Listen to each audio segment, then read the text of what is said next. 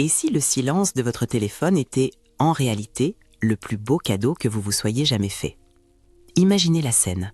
Vous voyez un nom s'afficher sur votre écran, vous ressentez cette tension familière dans votre poitrine, puis vous décidez simplement de ne pas répondre. On nous répète sans cesse que l'isolement est un fléau, une véritable épidémie de solitude qui ravage notre société moderne selon les autorités de santé. Mais pour vous, le fait de s'éloigner, de cesser de décrocher et de couper les ponts n'a rien d'une tragédie. C'est une respiration salvatrice. Ce n'est pas le signe que vous êtes brisé ou asocial, mais la preuve que votre cerveau a enfin activé son mode de protection le plus sophistiqué. Pendant des années, vous avez probablement été celui sur qui on peut toujours compter, l'éponge émotionnelle de votre entourage ou le médiateur de votre famille. Vous avez écouté les mêmes plaintes en boucle, donné des conseils qui n'ont jamais été suivis et absorbé le chaos des autres jusqu'à l'épuisement total.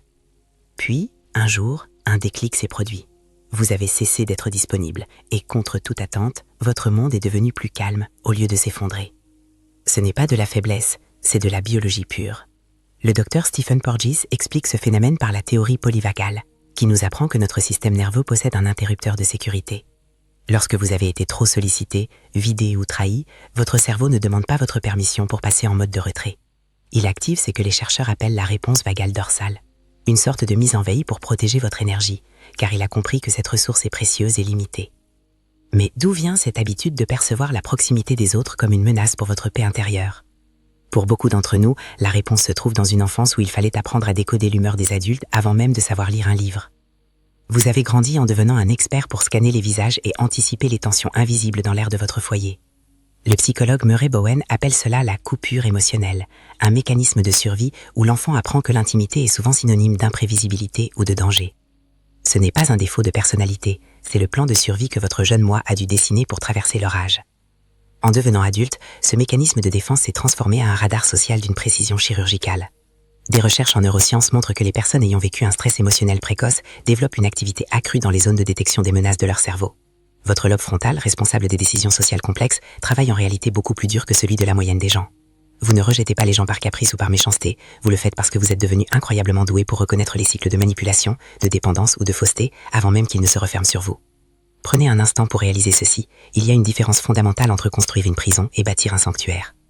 Les murs de briques sont nés de la peur et bloquent tout le monde sans distinction, le bon comme le mauvais. Mais vos limites, elles, sont nées de la conscience de soi et sont profondément sélectives. Si couper les ponts avec une personne drainante vous a apporté un soulagement immédiat plutôt que du regret, alors ce n'est pas de l'isolement, c'est une protection légitime. La société utilise souvent des mots comme antisocial ou retiré, mais ces termes supposent qu'il vous manque quelque chose pour être complet. Pourtant, la solitude n'est pas l'absence de l'autre, c'est la présence de la paix.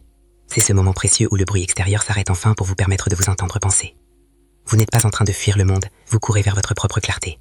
Vous n'êtes pas incapable d'aimer, vous êtes simplement quelqu'un qui a appris à la dure que tout le monde ne mérite pas un accès illimité à son énergie vitale.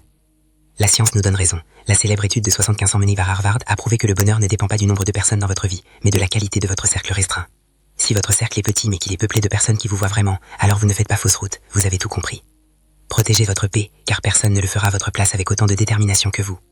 Si cette vidéo vous a aidé à comprendre que votre besoin de retrait n'est pas une erreur de parcours mais une force tranquille, partagez votre ressenti en commentaire. Abonnez-vous pour continuer à décoder ensemble les mystères de l'esprit humain, car comprendre votre cerveau est le premier pas pour enfin changer votre regard sur le monde.